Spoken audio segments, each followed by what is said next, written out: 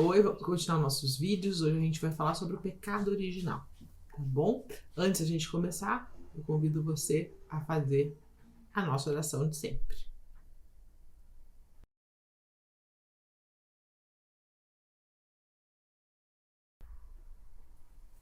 O pecado original, né?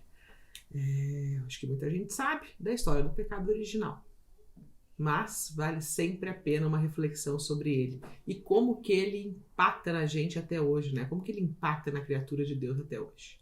O pecado original nada mais é do que o excesso de liberdade, né? A liberdade colocada à prova. Deus deu a liberdade ao homem e deu a orientação do que ele tinha que fazer, né? Qual que era a atitude que ele tinha que fazer, o que ele não podia fazer com isso, né? E junto com toda a orientação, Deus também dava a ele o que? A total confiança, né? Deus descia ao paraíso para falar com eles, né? Eles tinham total contato com Deus. Mas eles precisavam seguir uma regra, né? E essa regra foi quebrada, né? Então, Deus cria o homem à sua imagem e constitui na sua amizade. Olha isso, né? O homem tinha a amizade de Deus ali a todo momento, né? E isso acabou, né? Tanto que quando eles pecam, e Deus já sabia que isso tinha acontecido, vocês devem lembrar da vergonha que Adão e Eva tinham, né? Eles não apareceram para Deus porque eles estavam nus. Eles tiveram consciência do estado deles, né? Porque antes eles estavam em total vínculo com Deus, em total amizade com Deus, e a gente falou no outro vídeo, né? Eles estavam em total harmonia, eles estavam livres do pecado.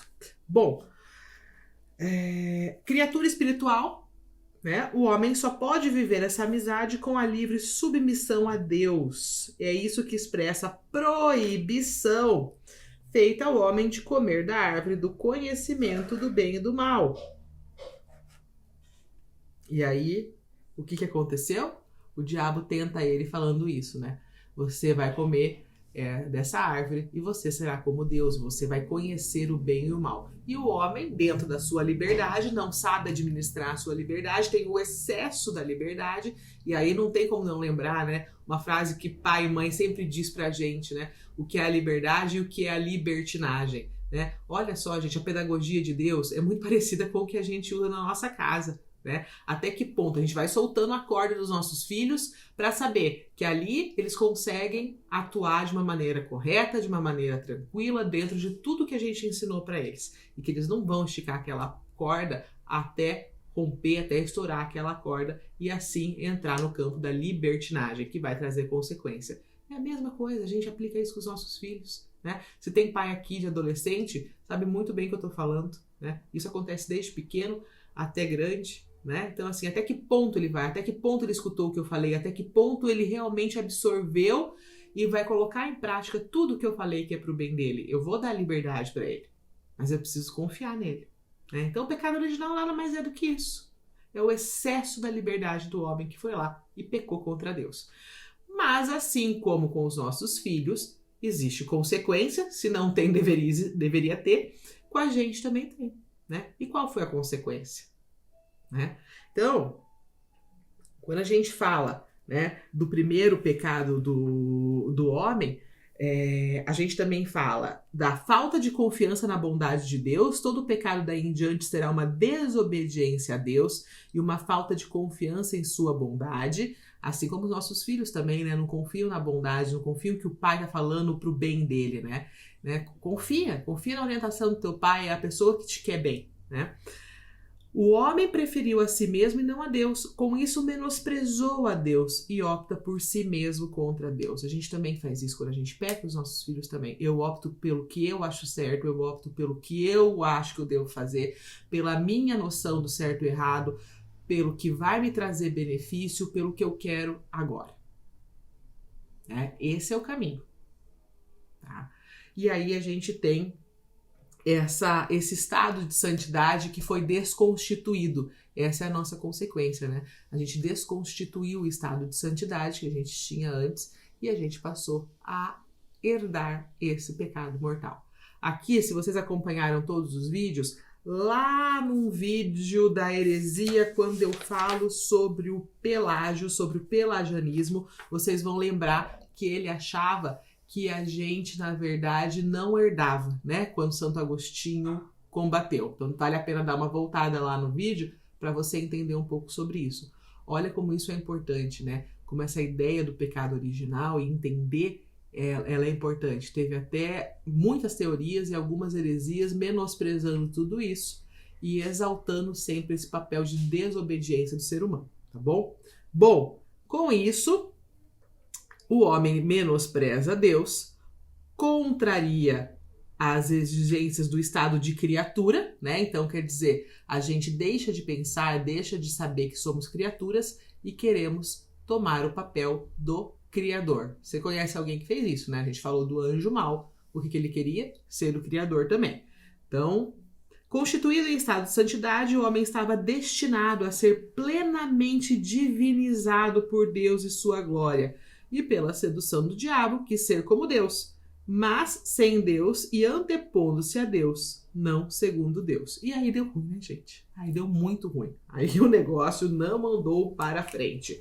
Porque a partir do primeiro pecado, a gente teve uma invasão de pecado no mundo, né? Qual que é o primeiro que a gente conhece? Caim matando Abel, né? E aí entra. Aí a gente tem o fratricídio, né, de Caim matando Abel. Aí a gente tem toda a desobediência da corrupção universal que acontece no Antigo Testamento. A gente tem todo o problema da quebra da aliança do povo de Deus, da infidelidade do povo de Deus. E por aí vai. Fernanda, como a gente pode acabar com tudo isso? Bom, na verdade, a redenção de Cristo é para isso. Mas mesmo após a redenção de Cristo, o pecado continuou se manifestando de várias maneiras. Por quê? Porque a gente tem essa tendência, né? A gente tem essa inclinação ao pecado. Mas primeiro aqui a gente tem que lembrar o seguinte. Todos os homens estão implicados no pecado de Adão. Aí eu vou citar São Paulo. São Paulo afirma: pela desobediência de um só homem, a humanidade toda tornou-se pecadora. Mas o batismo nos livra desse pecado. O batismo tira o nosso pecado original, tá? Ele apaga e faz o homem voltar para Deus, tá? E o batismo faz isso. E a gente consegue isso por quê? Pela redenção, pelo projeto de salvação de Cristo que já aconteceu. Acontece que a gente continua tendo esta tendência, né? E essa tendência faz com que a gente faça pecados pessoais, diferentes do nosso pecado original. A gente, como fica a mancha, né? Como fica essa tendência, como fica essa propensão, a gente acaba sendo ainda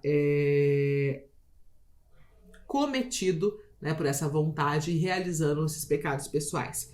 Então aqui, ó, por isso o pecado original é denominado pecado de maneira analógica. É um pecado contraído e não cometido. É um estado e não um ato. O ato seria o quê? O nosso pecado pessoal, que a gente mesmo comete, o que eu mesmo fiz, certo? Consiste na privação da santidade e das justiças originais. A gente falou isso num vídeo lá atrás. Mas a natureza humana não está totalmente corrompida. Olha só que coisa boa. Ela está ferida em suas próprias forças naturais, submetida à ignorância, ao sofrimento e ao poder da morte e inclinada ao pecado. Tá bom? O batismo confere a gente a graça de Cristo, porque tudo é pela graça, apaga o pecado, que eu falei agora há pouco, mas a nossa natureza ainda fica enfraquecida e inclinada para isso, né? E aí a gente entra no quê? A gente entra no nosso combate espiritual. Por isso, a importância dessa consciência para saber que a gente vai estar num pecado, nós vamos estar num combate que, pela nossa natureza, nós tivemos o nosso pecado original, que sim foi lavado pela graça do batismo, mas nós temos uma fraqueza humana que nos dá essa inclinação. Mas também temos a graça de Deus. E a graça de Deus nos suporta nesse combate, nessa batalha espiritual. Então, a importância de a gente entender todos os elementos disso, sabe? Quem está com a gente na batalha, quem que é o nosso inimigo nessa batalha, como nós estamos preparados para essa batalha, quem somos nós, que tipos de combatentes somos, as nossas armas, que estratégia a gente tem para ganhar essa guerra. Tá bom? Por isso a importância de conhecer a fé, por isso a importância de conhecer os dogmas, por isso que eu tô aqui falando, tá? Pode ser às vezes que a gente pense, não, não, Deus está em todo lugar. Realmente, Deus está em todo lugar. Eu acesso ele de qualquer jeito. Não, né? Você precisa querer estar perto dele. E precisa ter muita consciência de muita coisa que a gente tem deixado de ter pelo tal do relativismo que a gente tem encarado hoje em dia no mundo, tá bom?